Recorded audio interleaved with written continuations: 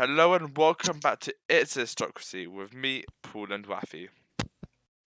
Today we're looking at the most unlucky and lucky numbers in the world.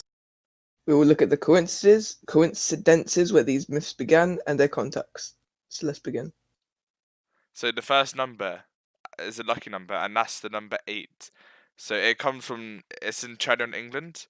So the Bible, 888 means Christ the Redeemer. Also, it's triple the strength, since it's 3 eighths, and triple fortune.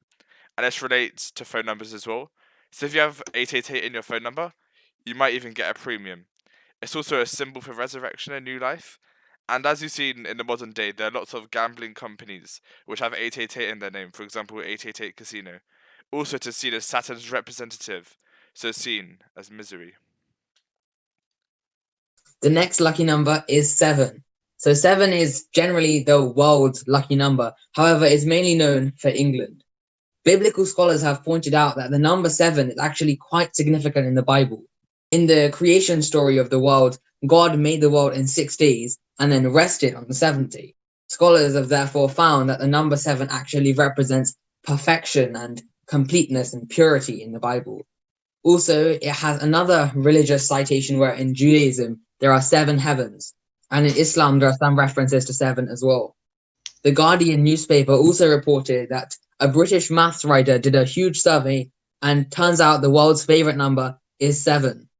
7 is also a very practical number. We have the 7 continents and the 7 days of the week. So the next lucky number is number 4. The main use is so in Germany, the number 4 is known as knock at the door in bingo slang. The origins of this lucky number are actually unknown, but the oldest known source for this information comes from Jürgen Buchsteiner, who's a German scholar from the 17th century, who made a vast amount of German superstitions.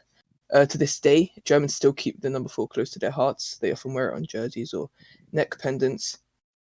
And it's also the reason why you see 4-leaf clovers as a surprisingly prominent part of a visual culture in Germany. However, 4 is actually quite an unlucky number in China. So similar to the word for death, and Chinese people avoid number plates with the end as 4 and miss the 4th floor buildings. And also, as a bonus fact, 4 as an even number, never give an even number of flowers to people in Russia, as it is linked to funerals. The next unlucky number is 13. So 13 is another worldwide unlucky number, mainly in America, England, and Russia. The actual fear of the specific day, Friday the 13th, is called paraskevidekatriophobia. Remember that word.